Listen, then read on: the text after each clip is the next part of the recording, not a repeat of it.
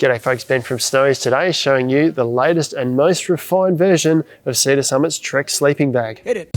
This popular range of sleeping bags now comes with a refined hood shape, is made with recycled fabrics and comes with the benefit and versatility of Cedar Summit's free flow zip system. Before we dive in, we've got loads more content like this on our channel, so make sure you like and subscribe below. Now let's jump into the product. So these are the latest version of Cedar Summit's popular Trek sleeping bags. It's important to note that while this is the latest version, it's not actually that much different from its predecessor. They made a few tweaks to versatility, some changes to zips, slight changes to shape, in particular the hood with this one, and they've used some recycled fabrics, but otherwise largely the same bag because it's been so popular and so functional. This is really affordable bag for general use camping, stepping into the world of hiking as well. Now there's 3 in the range for what we're talking about here today. There's actually 6 in total because there's a women's version. We're just talking about the men's version today. Main difference being the shape of the bag and the amount of down inside. So we've got on top here the -1 degree bag, and this refers to the lower limit. So the lower limit is where a man will sleep comfortably. The women's version talks about the comfort range. So they've standardized this temperature rating across their whole sleeping bag range. So if you have a look at the whole range, it's a bit easier to compare apples for apples. They've got a -1, a -9, and a -18 degree bag. Now these are just a guide. They're tested to an ISO rating, but that's where a standard man will generally sleep comfortably in a fairly relaxed sort of a position. But it is just a guide. Everyone sleeps differently. Across the range, the bags weigh starting at 1.1 kilos, around about 1.1 kilos for the regular length of the -1 degree bag. And then it steps to regular and long versions of each of these bags through to the long version of the -18 degree bag here, which weighs around about 2.1 kilograms. Just touching on those bag lengths, regular suits a user up to about 185 centimeters, long suits a user up to about 198 centimeters. So I'm 185, I'll jump in this bag a little bit later to show you how comfortable it is to sleep in. Now before we jump into the bag any further, this is what comes with your bag when you get it. Now this is actually the bag for the smaller version or the lighter version of these sleeping bags here, but it's the same inclusions with each kit.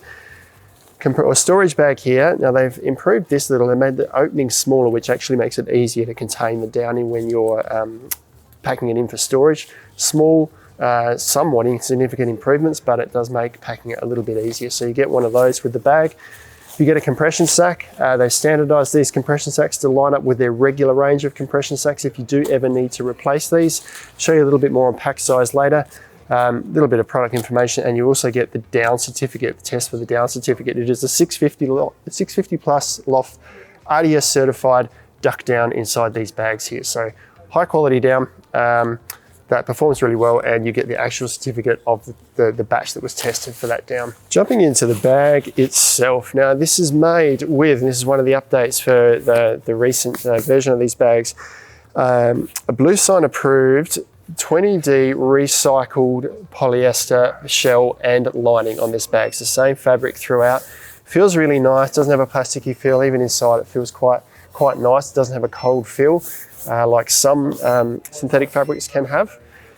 And they've also added another really cool feature in that any color change that's going on indicates something that's happening on the bag. So you've got this lighter color strip down here, which indicates that this zip exists down here, which we'll show you a little bit more on shortly, part of the free flow system.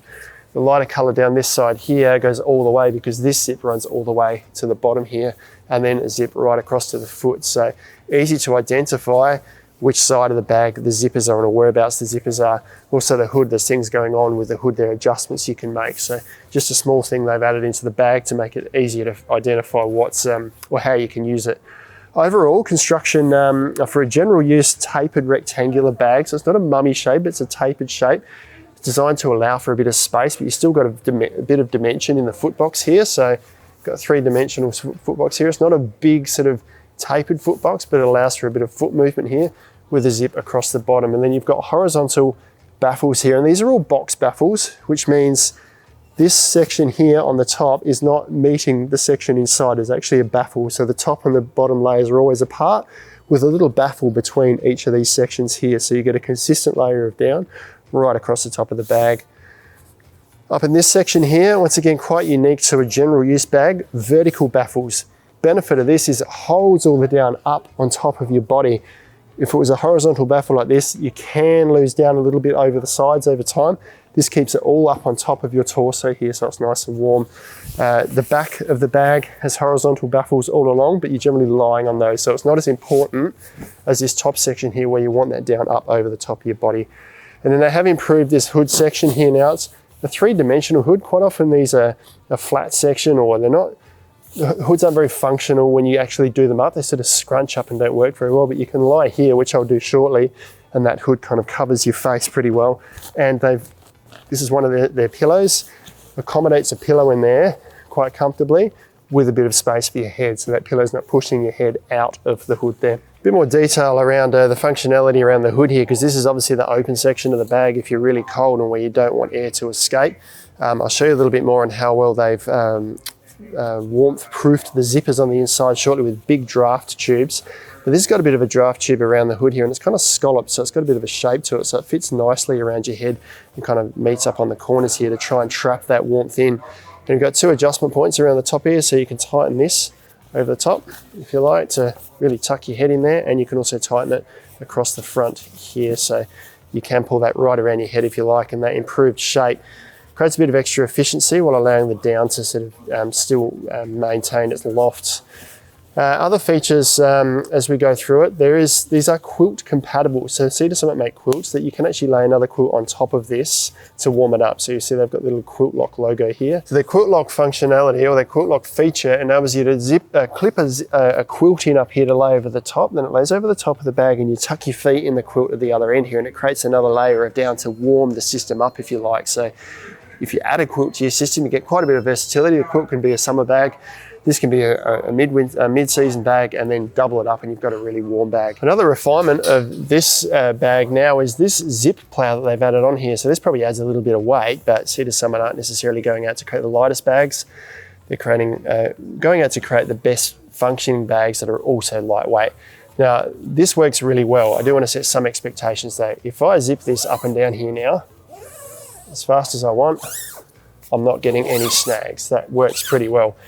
I tried really hard to snag it to see if I can get an instance where it would snag, and you literally have to cross the fabric over the zip. Let's see if I can do it. Sort of twist the bag in this instance here. So if you're twisting the zip, I can't even get this to do it now. There we go. That snagged the fabric a little bit. But you literally have to cross the fabric over the zip and zip the zip into the fabric. So this zip plow works really well, better than any other zip that I've had on a sleeping bag, because if you zip this straight up and down this section here, you've got some stiffening fabric on the inside here. This is zip plow here that helps this sort of pinch section in here where the fabric can get caught up, and it does work really well zipping this up and down. So another added feature of the Cedar Summit sleeping system. And that zip plow also features on a zip on this side here, and this is part of their free flow zip system that allows the bag to be used in many, many ways to allow ventilation through the bag, to allow you to sit with your arms out of your bag, your feet out of the bag, whatever you like. This zips down to this section here.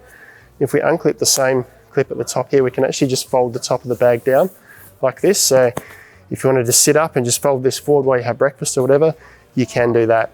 Also allows you, on this side there's a second zip here, so if you just want to zip it upwards for a bit of extra ventilation on this side here, you can do that too, just to allow airflow through there. And on top of that, you've got a separate foot zipper here, so you can stick your feet out if you like. So you can unzip it from this way here, bearing in mind that this is the end of the zip and it kind of locks into place to stop it from undoing. So you just kind of need to ease that so that it unzips. Once it starts, you can open that up, stick your feet out the bottom if you like. So you could almost wear this like a massive jumper if you like, put your feet out the bottom and walk around with your arms out the side. It's going to keep you warm. You don't have to even get out of your sleeping bag if you don't want to move around the camp. Now, opening the bag up a little further, we'll show you inside, because I want to show you the nice big draft tubes that Cedar Summit have put next to the zippers in here. Because the zipper is the one spot where you will lose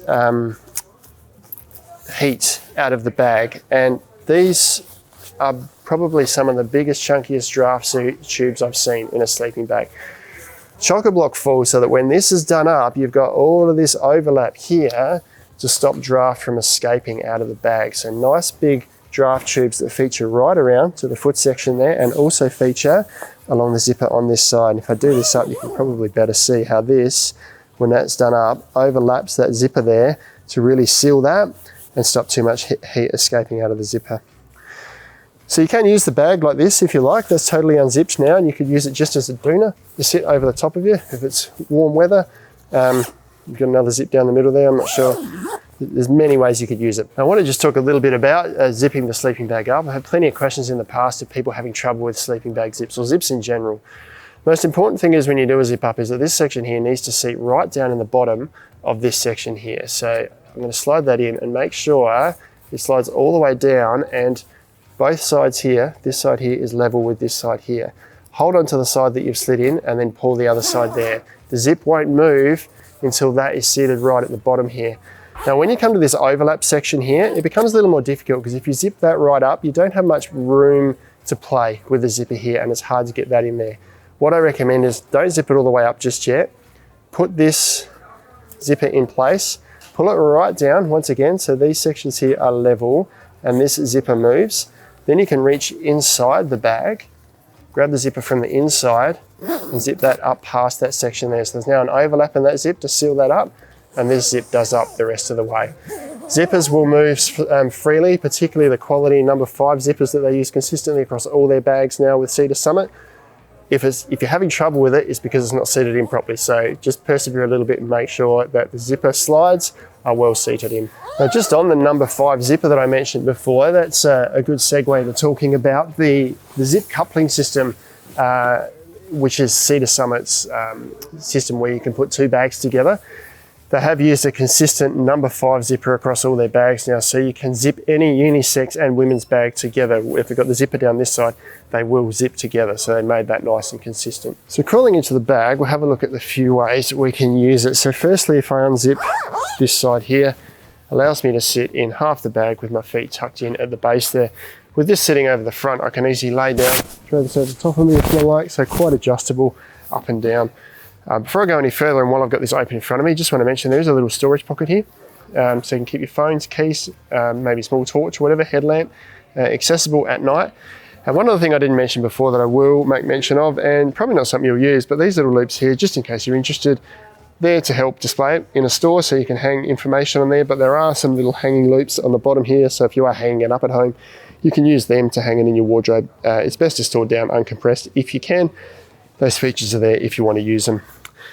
Now, other ways you can use the bag, if I zip both of these sides up to sort of roughly where my armpits would be, I can keep my arms out of the bag and use the little clips for the quilt lock system. Clip this up here. And I can put my arms out through here, almost wear it like a jacket. The second one's a little more awkward to undo. Keep your arm on the inside. Flip it over, clip that up, do the zip up. The zipper pulls on the inside and the outside, so it's easy to do up. Get your arms out, and you can sit there and wear it almost like a massive jacket. The hood will even fit over the top of your head, like this. If I'm getting too hot, I can reach down to the zipper section here at the base, unlock that zipper, unzip it, and put my feet at the bottom if I like to cool down. So I'm keeping my torso nice and warm, losing a bit of heat out of my feet there. To keep myself comfortable, head's warm still. I can cook dinner, play games, whatever I'm doing, hood on and off. Heaps of versatility around how you can regulate the temperature while you're in this bag, whether you sleep in it like this or whether you're just sitting up because it's cold weather. And you want to be able to function but stay warm. Sleeping bag's probably the warmest thing you've got in your kit. I'm gonna lie right down in the bag now, put my head right in the hood so you can see how comfortably me and 185 centimeters fits in the bag. Now you can do this up from the inside. They've even put extended cord on these zippers here, so you can easily slide them up from the inside of the bag. I'm actually starting to feel really warm inside this bag here now. So I'll try not to do this too long. But laying down in here, I feel like I've got heaps of room and I'm plenty warm enough.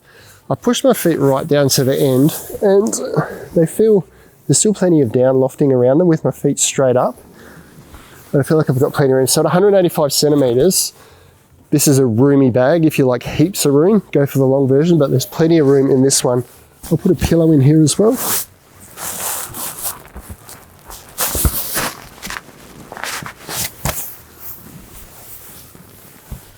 That's my head and the pillow. Obviously there's a little bit of height in the hood here, but I can still do this up right around my head and be quite comfortable. Well, this is a really comfortable bag, and I think for the price and balance of features that you get with these Trek bags, they make for an excellent all-round bag for both camping, hiking and adventure.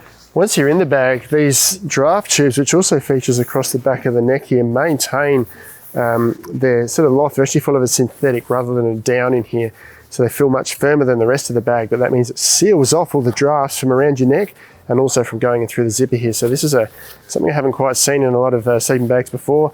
Many of them are quite soft and don't really do the job. These draft tubes work really well. Now, pack size for the bags, I'm going to pack all three of these guys up for you, and I'll show you both an uncompressed and a compressed size side by side. When you're packing a down bag, you can just gently stuff it in the bag. Don't try and roll it. You won't get it back in the bag, and it's actually better for the down to just stuff it in. Creates an irregularity in the down and allows it to loft up better. So I've got the three bags here in a uncompressed state, and they pack in the bag pretty easily. I'd say Sea to Summit have been relatively generous in the size of the compression sacks for these bags because they all go in there quite easily. The bags have got two releasable buckles and two just fixed buckles on this side here, so you can undo these and it lets the top of the bag swing away really easily while you're trying to stuff the sleeping bag inside. And this is the uncompressed size of all three bags in front of me here. So I've got the -1 here, the -9, and then the -18. So that's the uncompressed size. Now you can squash that down even further. So squashing it down is really easy with these bags here. Push down on top a little bit and just work your way around. Do it evenly and just keep working your way around the bags like this to squash them down further and further. Now I'm going to do this on all three bags to show you how much smaller you can make these to fit in your backpack, car, whatever it is that you're using to camp in. So I'll squash them down. You could squash them even further if you liked, but that is the compressed size of all three there. So the -18 is still a fairly big bag, but that's 18-degree comfort. That's a really warm bag here. This is probably the most versatile temperature here, -9, and that's a pretty good size for an all-round general camping bag. And then the -1 there, which is getting down to sort of a hiking size, really comfortable hiking size. Important to note that while the fabrics on these are water resistant, the compression bags themselves aren't waterproof, but you can get compression dry sacks that are waterproof that you can put these bags into to keep them dry if you're storing it, say, on a bike or where it's going to get moisture. But that is the Trek series, the latest version of them from Sea to Summit. If you're looking at getting into adventure and you want a down bag that's going to last you many, many, many years, but you don't want to spend the earth, yet you still want all the technical features and functionality out of a sleeping bag, you cannot go past these bags. They're awesome value, really well made, really well thought out. Check them out online at snowies.com.au.